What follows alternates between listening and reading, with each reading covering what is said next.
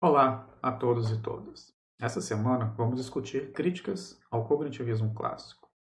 Apenas para recapitular, nas últimas semanas nós discutimos o paradigma do cognitivismo clássico. Vimos várias ideias que animam esse paradigma ou programa de pesquisa. Vimos o funcionalismo, o computacionalismo, o representacionalismo e a modularidade. O funcionalismo nos oferecendo uma compreensão ou uma maneira mais abstrata de compreender os estados mentais, em termos de funções, daquilo que eles fazem, das suas relações de causa e efeitos no interior de um sistema. Nós vimos o computacionalismo, que é uma maneira de nós entendermos a operação da mente e do cérebro em termos da máquina de Turing. Vimos também no representacionalismo várias teorias que tentam explicar como que nós temos a capacidade originária de pensar. E vimos a modularidade, que é uma maneira de pensar a organização do mental e que permite, de fato, levar a cabo esse programa do cognitivismo clássico, na medida em que entende que cada função cognitiva mais específica que nós venhamos a apresentar, ela funciona na espécie de um módulo, onde então poderemos conceber e articular, modelar os algoritmos mais específicos que implementam essa função cognitiva. Então, por meio dessas ideias, esse paradigma tentou e tenta apresentar uma série de explicações, algoritmos, para as nossas diversas funções cognitivas. Agora, o que nos cabe perguntar e começar a questionar é se de fato esse programa ele incorpora, todas as dimensões que nós gostaríamos de incorporar quando nós estamos tentando entender o mental. E a gente vai ver que algumas críticas ao cognitivismo clássico elas vão justamente apontar um pouco na direção de lacunas, de coisas que ficam de fora. Basicamente, essa é a ideia que nós vamos tentar discutir um pouco ao longo dessa semana. Veremos, por exemplo, quando entrarmos nos demais paradigmas, como que o corpo passa a ser fundamental, segundo concepções mais recentes, para a gente entender a cognição. E do modo como o cognitivismo clássico vem entendendo a cognição, o corpo é mais ou menos um acessório, ele não é algo fundamental, ele não é algo que constitui a cognição, ele não é algo que estrutura a cognição. Mas a gente vai ver que justamente isso vai ser questionado e é visto também, então, como uma das lacunas do cognitivismo clássico. Mas vamos ver, então, um sumário do que nós vamos discutir nessa semana. Nesse primeiro vídeo, nós vamos discutir o argumento do quarto chinês e a objeção de Penrose, que está no texto que eu passei para vocês, do João Teixeira. E num segundo vídeo, eu vou discutir também, a partir de um outro texto que eu passei para vocês, críticas que o Dreyfus fez àquilo que ele vai chamar de suposições biológica, psicológica e epistemológica, das ciências cognitivas. Na verdade, ele está um pouco mais centrado na inteligência artificial, mas ele vai também recorrer a filósofos como Fodor, que nós vimos, como um alvo de crítica. Essas suposições estaria permeando, toda a ciência cognitiva, e ele faz uma avaliação da cogência, dessas suposições. Então, isso a gente deixa para um segundo vídeo.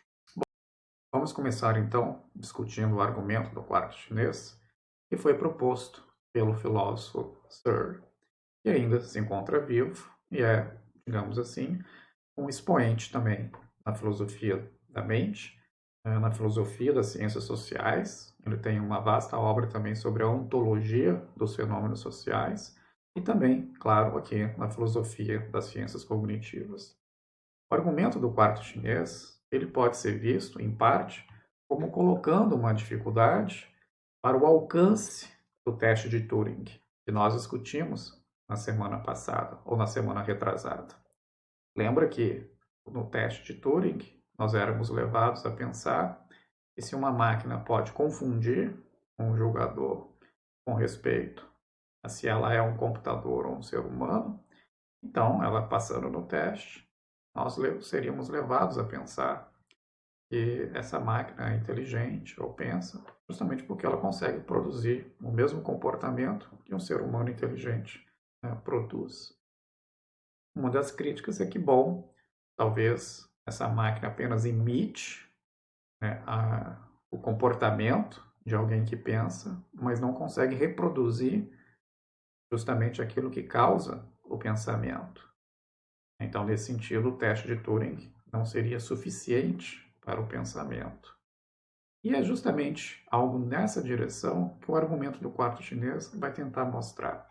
Vai tentar mostrar que uma máquina de Turing sozinha, por mais complexa, por mais sofisticada que ela seja, ela não é suficiente para produzir o pensamento. O que é, então, esse argumento do quarto chinês? Na verdade, é um experimento de pensamento, como muitos outros que nós vemos na filosofia. Ele vai tentar extrair algumas conclusões a partir dessa situação possível, né? Não necessariamente fática, mas meramente possível. Então imagine a seguinte situação. Você se encontra nesse quarto, então, que é chamado do quarto chinês. Podemos imaginar que esse indivíduo que se encontra aí na figura, né, cada um de vocês, né, pensa que poderia estar assumindo esse papel. Imagine que você não sabe absolutamente nada de chinês, nunca teve nenhuma aula de chinês, apenas viu algumas inscrições em chinês, e você é então instruído, a partir de um conjunto de regras, a fazer uma série de operações sobre inscrições do chinês. Você pode nem saber, na verdade, que essas inscrições são inscrições, né, do chinês. Poderia ser do japonês, por exemplo. Suponho que você nunca viu ou não conheça a diferença entre esses alfabetos e inscrições, portanto, nem mesmo seria capaz de distinguir um do outro. Não é necessário que você saiba distinguir um do outro. Então, podemos até assumir isso.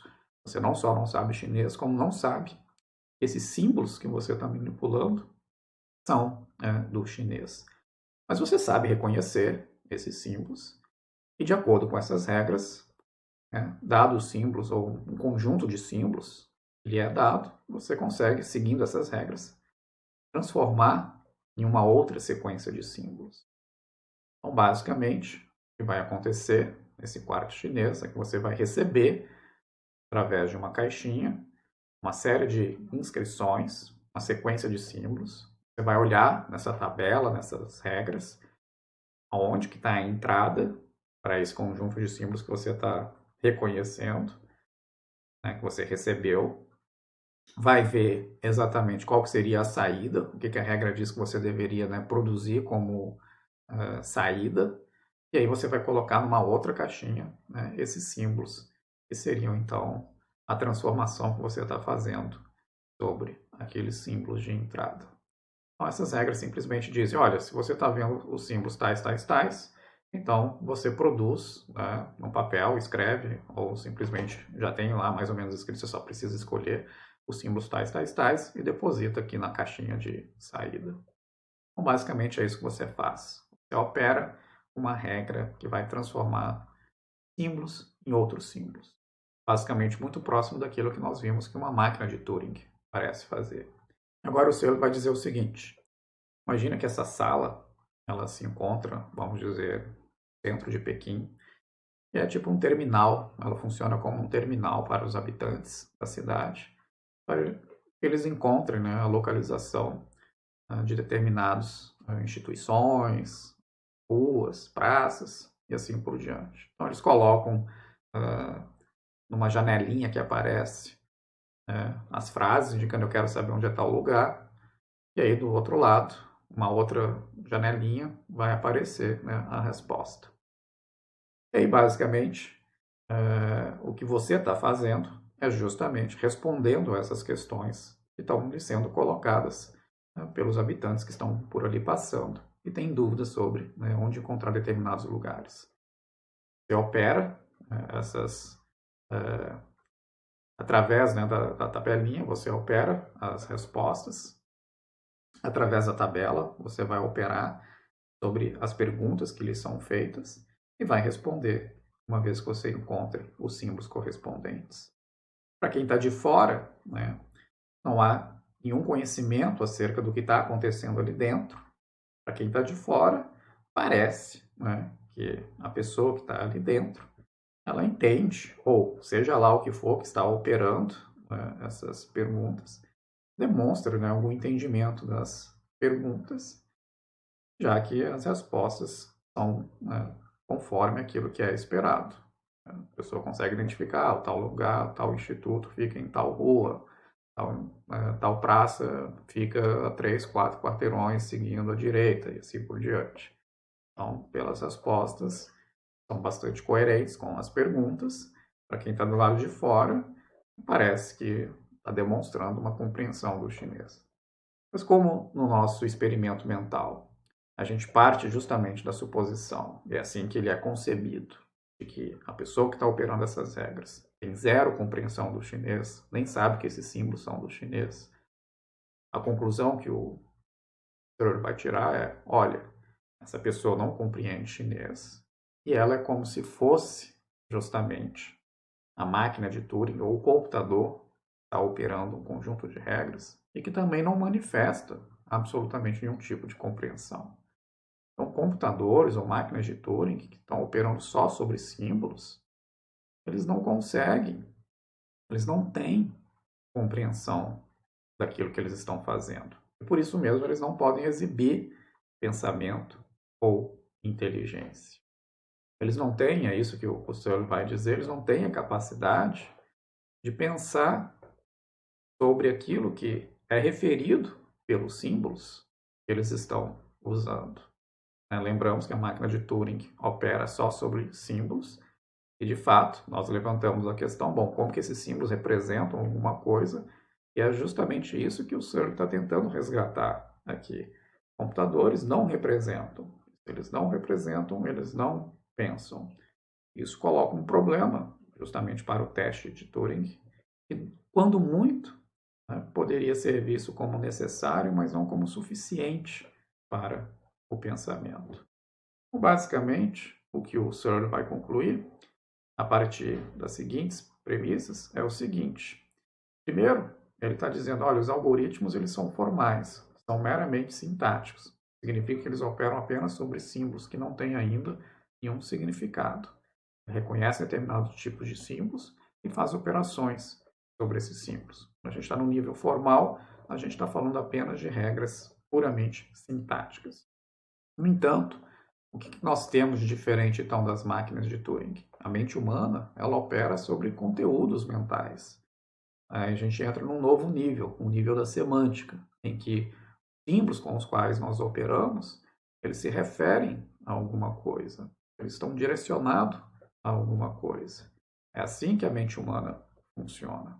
Bom, com isso a gente pode distinguir o nível da sintaxe do nível da semântica. E, na verdade, a sintaxe, por si mesma, ela não é suficiente para a semântica.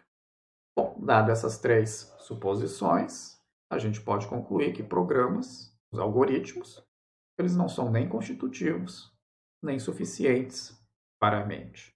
É isso que está mostrando aí o nosso indivíduo, cada um de nós, nessa sala, operando essas regras cegamente.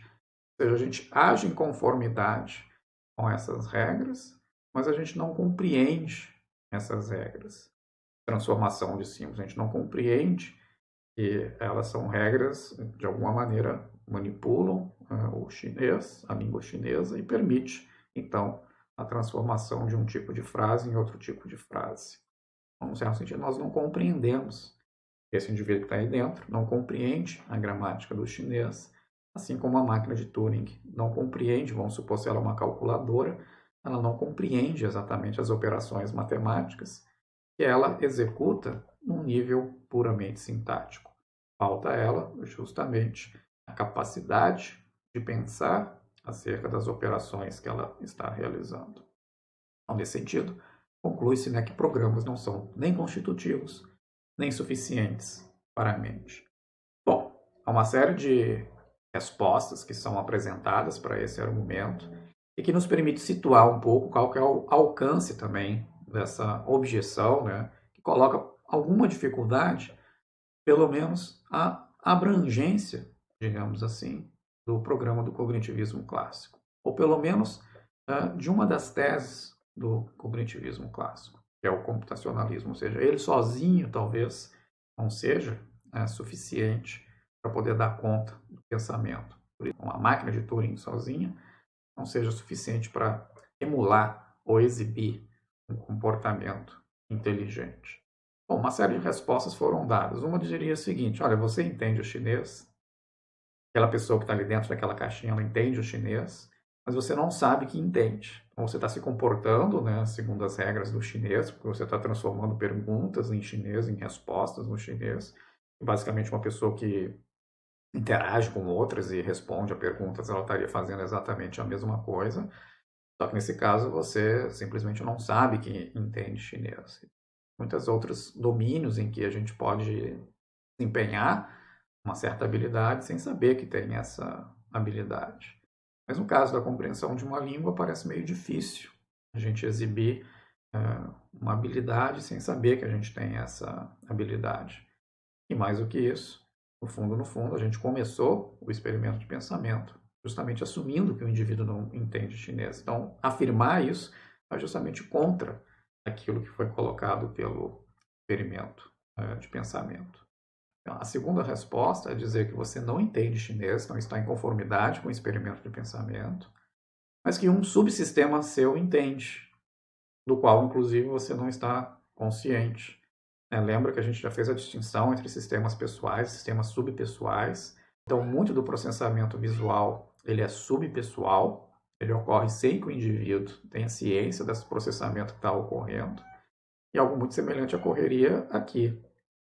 Você não exibe chinês, mas como você está conseguindo fazer aquelas transformações de modo coerente, de perguntas em chinês para respostas em chinês, não pode-se dizer que um subsistema teu, de alguma maneira, exibe compreensão do chinês. Mas o problema aqui é que a habilidade, de alguma maneira, está sendo expressa ou manifestada pelo indivíduo que está ali dentro do quarto. É estranho dizer que tem um subsistema que entende. Mais ainda, né? Como é que parte de um subsistema entende se você, como um todo, não entende? Isso parece um pouco estranho. Por exemplo, se a gente pega o caso da percepção, embora a gente reconheça que parte daquilo que é necessário para uma experiência consciente seja processado, né, de modo subpessoal, de um modo que não esteja acessível à consciência do indivíduo, nós não vamos dizer que elas têm características que dizem respeito ao agente. As representações não são representações de um agente. Então, a gente teria que introduzir lá dentro daquele módulo da visão um certo tipo de homúnculo. É justamente isso que nós não queremos fazer. Vamos dizer que o subsistema que ele entende, que ele tem essa propriedade, que é uma propriedade de agente, seria muito estranho, dado que o agente ele mesmo não entende chinês. Essa não é essa propriedade, essa capacidade de entender uma determinada língua, não parece ser uma propriedade que um subsistema poderia ter e a pessoa, como um todo, não poderia ter. Então, parece haver um erro categorial aqui nessa situação. A gente está atribuindo uma propriedade a um subsistema que não pertence a esse subsistema. Assim como no caso da percepção, a gente não vai atribuir ser consciente àquelas representações que estão ocorrendo no modo, enquanto que, claro, nós vamos atribuir essa propriedade à experiência que o indivíduo tem acerca do seu mundo. Bom, uma terceira resposta vai dizer o seguinte: você não entende chinês, então novamente está em conformidade com a suposição do experimento de pensamento, mas a gente diz o seguinte: mas o sistema como um todo, o sistema que é composto pela sala e você entende. Então lembra que no experimento de pensamento do Searle, a gente é levado a concluir, olha, a pessoa não pensa, ela não é capaz de pensar em chinês, a gente começou assim, e no entanto, para quem está de fora, é como se, né, parece, como se quem estivesse operando aquelas regras entendesse chinês. E, no entanto, né, a conclusão que a gente tem que tirar é que a manipulação meramente simbólica ela não traz em si mesmo nenhum tipo de compreensão. Bom, mas o erro, então, foi ter separado, né, esse sistema nas suas partes e procurado a compreensão nas partes, naquele indivíduo que está dentro da sala. Isso que gera a situação, né, contra-intuitiva, porque a gente já assumiu que ele não entende, e a gente faz analogia disso com o que está acontecendo com a máquina de Turing, e a gente tenta extrapolar. A máquina de Turing, então, também não entende absolutamente nada de chinês. Mas a gente imagina o indivíduo imerso nessa sala, interagindo com o seu ambiente, esse sistema como um todo, pode ser dito que ele entende chinês. E para quem está de fora, de fato, essa é a intuição de que a pessoa, ou na verdade não a pessoa, o sistema como um todo, que está interagindo com ela e oferecendo respostas adequadas, esse sistema, ele como um todo, entende o chinês. Ele como um todo pode começar a ser visto como tendo aspectos, digamos assim, agenciais. Embora o indivíduo que esteja lá dentro operando aquelas regras poderia muito bem ser substituído por uma máquina operando as mesmas regras, ele, isoladamente, ele, enquanto um subsistema, de fato, não entende o chinês. Mas o todo entende o chinês. Bom, o Searle, ele rejeita essa ideia, ele acha que isso não vai resolver muito o problema, porque ele acha que, de fato, ainda a distinção entre sintaxe e semântica, ela persiste. E, de fato, ainda não fica explicado como que esse sistema como um todo, ele é capaz, né, de ter pensamentos acerca daquilo que é referido, né, na língua corrente, na língua do chinês, sobre os símbolos que estão sendo manipulados. Mas aí, é claro, se a gente começa a imaginar, tem uma coisa interessante, né? Esse experimento de pensamento do quarto chinês coloca uma certa limitação no alcance, né, do teste de Turing. Ele não é suficiente, certamente, para detectar o pensamento. Mas a gente pode começar a pensar, bom, então isso significa que o computacionalismo ele não é suficiente, claro, para o pensamento, a gente precisa da representação. Mas isso a gente já até tinha, claro, discutido nas semanas passadas, e o programa do cognitivismo clássico não é assentado apenas em cima do computacionalismo, ele requer a noção de representação. Então, nesse sentido, não é exatamente uma crítica aqui, né, o argumento do quarto chinês não é uma crítica dura ao cognitivismo clássico como um todo, mas simplesmente a ideia de que máquinas, né, sem a capacidade de representar, elas possam pensar. Então, nós quiséssemos ficar só com o computacionalismo, isso não seria suficiente. Então, a gente precisa do representacionalismo também. Mas aqui a gente pode voltar às considerações sobre o teste, né, da máquina de Turing e começar a imaginar o seguinte: o que essa máquina precisaria, né, ter para que ela pudesse, então, se aproximar mais desse comportamento inteligente, não só no sentido de imitar o comportamento inteligente, mas de ter os processos que efetivamente, né, produzem um comportamento que possa ser dito inteligente. E aí a gente começa a pensar o seguinte: bom, se a gente entende esse sistema como um todo aqui no quarto chinês, por exemplo, como interagindo com os indivíduos que estão lá de fora, como talvez podendo aprender novas inscrições, novas expressões a partir da interação com os indivíduos que estão do lado de fora, se esse sistema como um todo tem essa capacidade, se entre essas regras estão também regras de aprendizagem, como nós também somos submetidos a certos procedimentos de aprendizagem, nosso aprendizado não é caótico, né? É de se esperar que haja algumas regularidades por meio das quais a gente explica como que alguém aprende alguma coisa. Nós já vimos isso, inclusive, quando estávamos discutindo o behaviorismo, né? O condicionamento operante, o condicionamento reflexo. São mecanismos por meio dos quais a gente explica parte, pelo menos, da nossa aprendizagem. E se a gente pode também pensar que máquinas, de alguma maneira, podem ser, né, modificadas, né, melhoradas para incorporar essa capacidade de aprendizagem, então fica cada vez mais difícil pensar que esse sistema como um todo não pensa.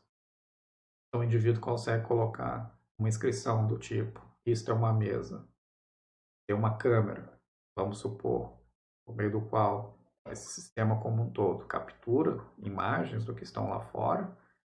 Então, esse indivíduo apontando para uma mesa, coloca essa inscrição, e tem regras lá dentro também, né, dessa sala, que permite incorporar essa sentença e associar essa nova palavra à imagem que está vindo lá de fora, para onde o indivíduo está apontando. A gente começa a ver que esse sistema como um todo é capaz de aprender novas expressões e talvez, através das interações causais que ela tem com o ambiente e com esse indivíduo, o indivíduo que está inserindo perguntas e com o ambiente, porque ela está, digamos assim, perceptivamente dotada, né, de um mecanismo que permite com que ela conheça o seu entorno.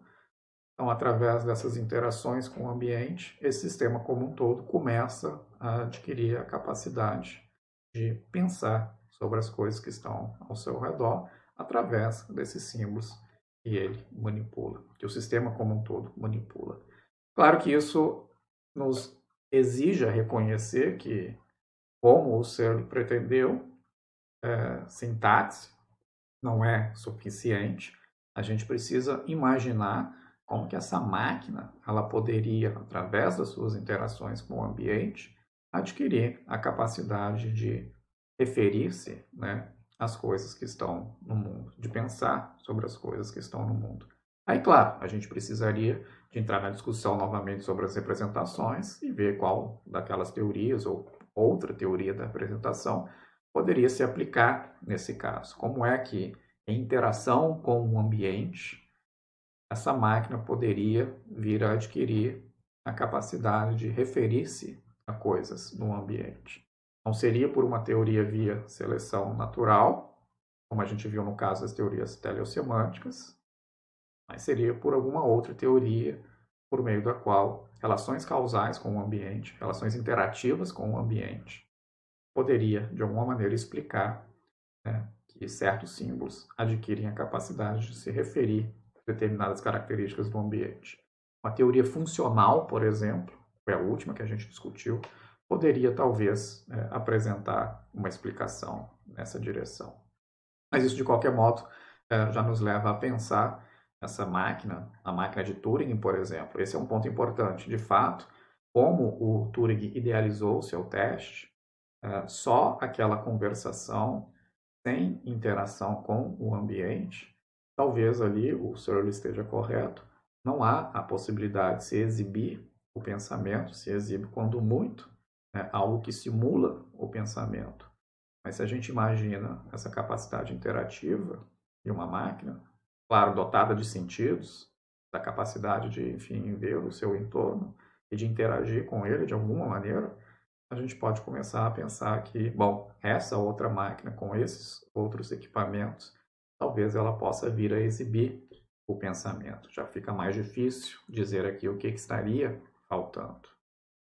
Bom, uma outra resposta mais radical é dizer que, bom, essa ideia de semântica, de que nossos símbolos referem a alguma coisa, que nós temos essa capacidade, né, original de pensar sobre determinadas coisas, ela é espúria. Na verdade, só a sintaxe era melhor que a gente acabasse de fato com a semântica e só ficasse com os símbolos. E aí o computacionalismo, inclusive, ele poderia ser generalizado. A gente não precisa das representações, como foi o movimento longo que eu fiz aqui agora para tentar recuperar, né, a ideia de que máquinas podem pensar, desde que elas venham a adquirir a capacidade de se referir a alguma coisa.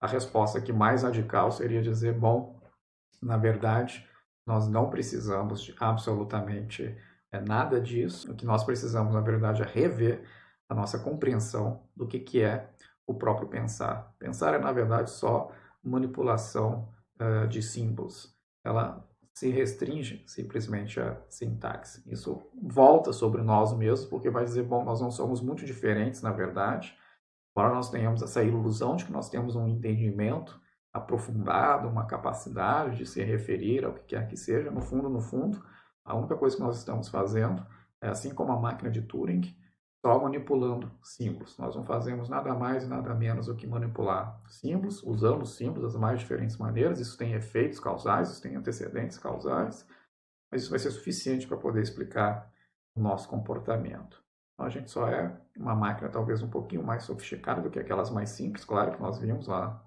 quando discutimos a máquina de Turing, mas a gente faz, no fundo, a mesma coisa. Claro que é muito difícil adotar essa posição, já que é forte a intuição de que nós temos essa capacidade de pensar sobre algo, referir-se a algo, mesmo independentemente da linguagem.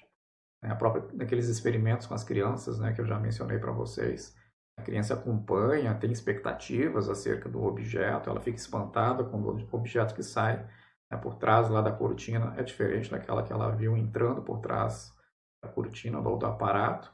Ela fica surpresa, então parece que ela está referindo-se a um determinado objeto, ela está pensando, ela está de alguma maneira direcionada a um determinado tipo de objeto, tendo expectativas com relação à duração dele ao longo do tempo. Então, é difícil a gente rejeitar essa ideia de que nós temos essa capacidade de pensar sobre e, portanto, que nós deveríamos entender, né, toda a nossa vida mental só em cima da manipulação de símbolos. Então, essa ideia muito ousada, ela não prospera muito. No entanto, a gente vai ver quando formos discutir o enativismo, a ideia de que talvez a gente possa passar sem a noção de representação, mas não sem a noção de semântica, sem a noção de intencionalidade, é uma que a gente deveria levar mais a sério. Ou seja, estou querendo dizer o seguinte, já antecipando uma discussão que vai aparecer. Nós temos essa capacidade de pensar sobre alguma coisa? Muito claramente nós temos essa capacidade. Nós vamos explicá-la apenas através da noção de representação? É o que nós fizemos, é o que o cognitivismo clássico faz. Talvez não. Talvez a gente possa explicar essa capacidade de pensar sobre, referir-se a algo, de estar direcionado a algo, sem precisar da noção de representação. Então a gente vai divorciar a noção de intencionalidade, que é uma noção mais geral, da noção de representação. A noção de representação é uma maneira de explicar como nós somos capazes de ter essa capacidade da intencionalidade. Mas talvez haja outras maneiras de explicar a intencionalidade que não seja via a representação. Mas certamente esse não é o caminho que está sendo dito aqui. Esse caminho que vai ser tomado pelo nativismo, de recusar as representações, mas não recusar a intencionalidade, não é o que está sendo sugerido aqui. O que está sendo sugerido aqui é, bom, vamos esquecer completamente essa capacidade de se referir ao que quer que seja e vamos ficar apenas com a sintaxe. E aí o computacionalismo poderia ser, inclusive, a única tese geral, né, para dar conta do fenômeno mental. A gente nem precisa de representações. Mas é muito ousado e isso não tem sido, de fato, defendido por muita gente.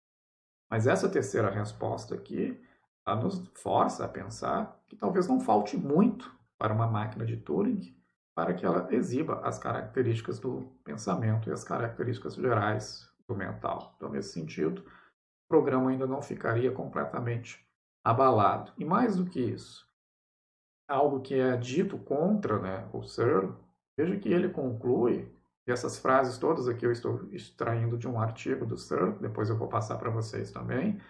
Ele diz aqui que programas não são nem constitutivos e nem suficientes para a mente.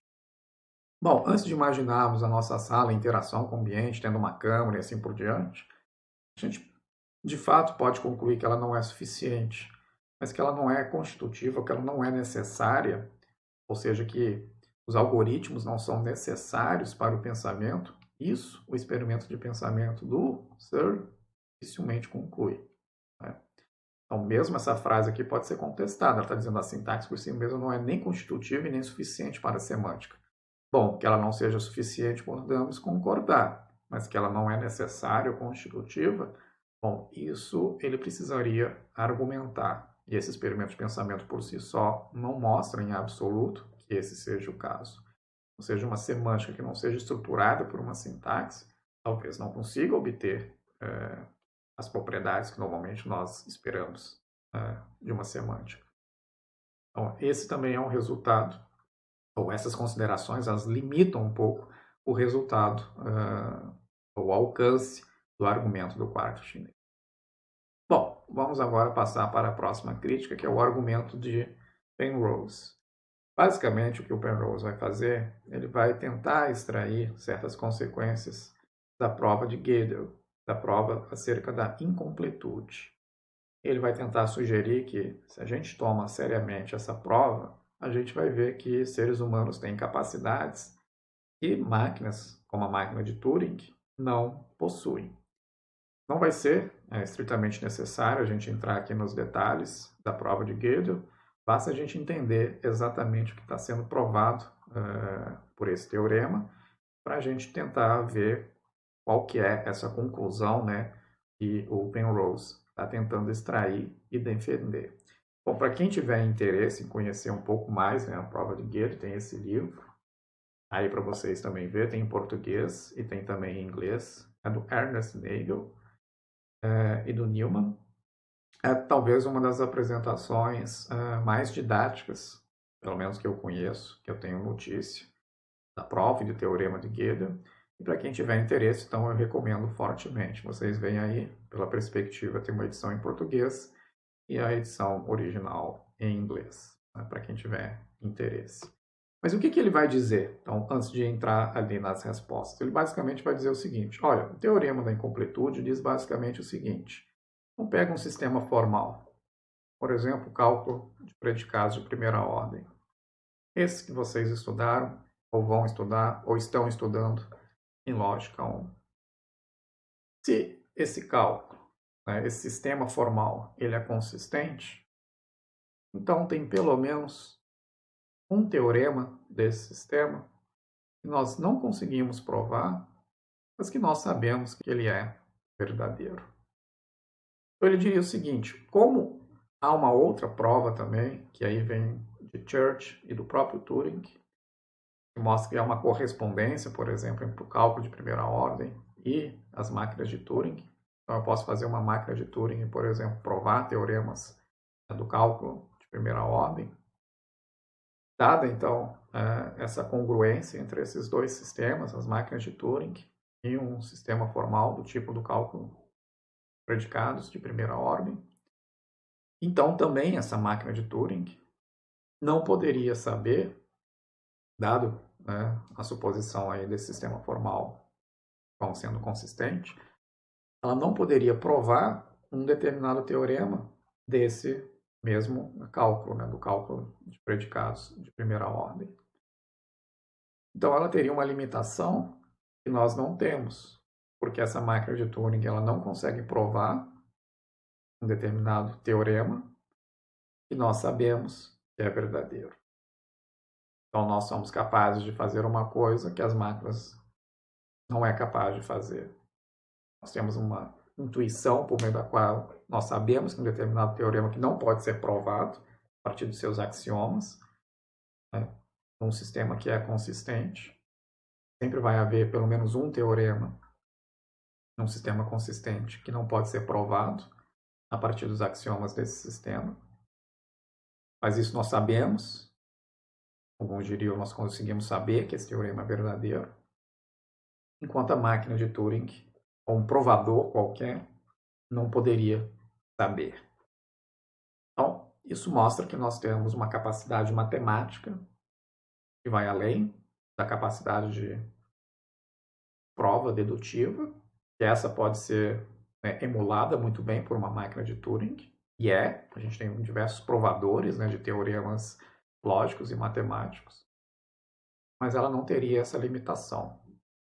Bom, há uma série de respostas que podem ser dadas a esse raciocínio. Vamos examiná-los. Né?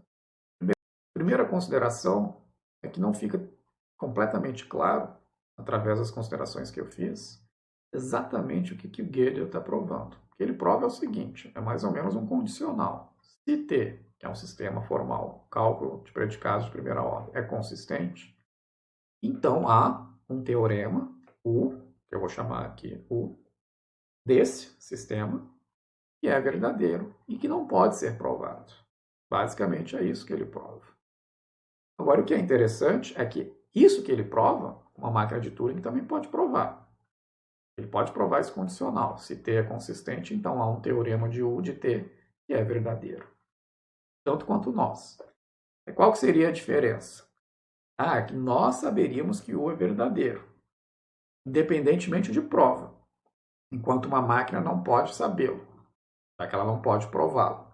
É a maneira pela qual ela viria a saber que ele é verdadeiro através de uma prova. Mas isso parece pressupor que nós temos uma capacidade.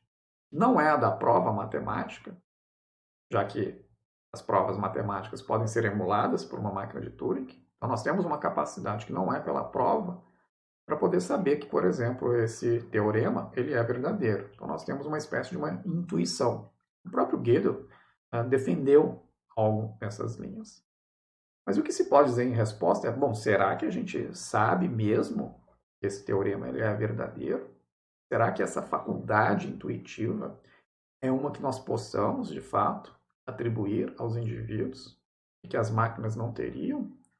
Veja que talvez a gente poderia, inclusive, talvez, se a gente apela a essa faculdade da intuição, podemos eventualmente errar, né, com respeito ao aferimento da verdade ou falsidade desse teorema. Como nós podemos saber que essa faculdade intuitiva ela é confiável se nós não sabemos como que ela procede? Então, alguém pode questionar nessa direção. E o Dennett vai dizer algo mais ou menos nessas linhas. Ele vai dizer o seguinte: olha, embora de fato a gente não tenha um provador para esse teorema U, é justamente isso que não pode ter. É uma prova matemática, de fato, que se o sistema é consistente, então há pelo menos um teorema que não pode ser provado. Isso foi provado. Então não tem como a gente provar o teorema U. Não só nós não podemos provar o teorema U, como a máquina também não vai poder provar o teorema U. Nessa noção de prova, de fato, não há nenhuma diferença entre nós e o algoritmo ou a máquina de Turing. Mas, no entanto, a gente poderia ter um outro tipo de programa na máquina que embute uma espécie de heurística que vai tentar imitar aquilo que seria a nossa intuição matemática. Ela poderia inferir, não provar que o teorema U é verdadeiro, assim como nós intuímos que o teorema U ele é verdadeiro. Então não há essa limitação, porque a gente poderia justamente ter um outro tipo de programa que não é um provador, é aquilo que a gente chama de uma heurística. Então, um programa que, dadas determinadas entradas matemáticas, ele vai fazer uma certa conjectura, uma certa suposição do que seria razoável. Não há nenhum impedimento que se faça programas desse tipo. Na verdade, eles abundam na inteligência artificial. Nem tudo é simplesmente um provador dedutivo. E computadores podem encarnar, né, digamos assim, um provador. É simplesmente uma das coisas que um programa, que um algoritmo, que uma máquina de Turing pode fazer. Ela pode ser muito mais ampla, ela pode envolver justamente programas que vão usar, por exemplo, funções randômicas para poder fazer certas intuições acerca qual seria a resposta razoável para um determinado problema. Não tem nenhum impedimento que você faça programas que imbutam uma espécie de heurística, que então seria uma espécie de emulação dessa intuição matemática, supondo que nós temos isso. Uma outra resposta seria, bom, rejeitar. Não, a ideia de intuição é muito fraca, nós não sabemos se o realmente é verdadeiro, ou seja, nós não sabemos no sentido independente da prova, como não há prova, a única coisa que a gente sabe é isso condicional. Se T é consistente, então tem um teorema U desse sistema que é verdadeiro. Agora, provar diretamente que U é verdadeiro, nós não conseguimos fazer. Nós também não sabemos, por intuição ou por qualquer outro procedimento que seja, que ele é verdadeiro. Então, essas duas respostas. Ou nós não temos intuição, tanto quanto a máquina não tem, ou, se nós temos essa intuição, não há nenhum impedimento que nós tenhamos um outro tipo de programa que não é um provador, uma espécie de heurística que vai tentar emular essa intuição matemática. Bom, e o segundo ponto também, essa crítica, bom, supostamente ela teria mostrado, né, a crítica que o Penrose vai tentar desenvolver, ela teria mostrado uma limitação com respeito às máquinas, elas não têm uma capacidade de pensamento matemático como nós temos, já que a gente tem essa intuição matemática. Então, as máquinas de Turing, elas não pensam. Mas essa é uma conclusão que não se segue, já que nós singularizamos, nós especificamos uma operação muito singular, que diz respeito a um meandro do raciocínio matemático muito singular, e talvez, fazendo todas essas concessões, as máquinas não possuam. Vamos fazer as concessões, vamos ignorar aqui a resposta que foi dada pelo Dennett 1 aqui. Vamos ignorar isso. Então, assumindo que a crítica houvesse sido bem sucedida, Esse segundo passo ele é muito ousado, né? Dizer que máquinas não podem pensar porque elas não têm, por exemplo, a capacidade de intuição matemática. Bom, por quê? Porque isso é só parte daquilo que significa pensar, ou de que significa exibir, né, um comportamento inteligente. Então, se a gente pega o grosso dos programas que as máquinas podem exibir, a capacidade, né, de, vamos dizer assim, intuir a verdade, é certamente um escopo muito limitado. Bom, se a gente pega o conjunto dos programas que as máquinas de Turing podem exercer, elas conseguem, né, exercer uma série de funções bastante complexas e interessantes. Um conjunto bastante sofisticado de coisas que elas podem realizar. Então, é muito limitado, né, esse conjunto de operações que supostamente ela não conseguiria realizar se o teorema de Gödel é verdadeiro e essa consequência que foi extraída é corretamente extraída dele, ou seja, que nós temos uma capacidade que as máquinas não têm. Essa limitação é uma limitação muito estreita. Dela não se segue que máquinas não pensam, até porque se seguisse, teria que se seguir também que praticamente todos os outros animais também não pensam, que primatas também não pensam, já que eles não exibem, digamos assim, essa sofisticação matemática e essa intuição matemática, né, que lhes permitiria, então, por exemplo, saber que determinados teoremas são verdadeiros ou não, eles também não vão exibir, então eles também não poderiam ser inteligentes e nem seres pensantes. Então não há como extrair essa conclusão só dessa suposta limitação, porque ela é muito localizada e ela se dá num nível muito elevado das nossas atividades cognitivas, no nível de provar e de aceder à verdade de certos teoremas matemáticos. Muito antes disso, nós, e talvez isso é o que está em questão, máquinas podem exibir, e outros animais certamente exibem, inteligência na resolução de uma série de outras tarefas não matemáticas, por exemplo.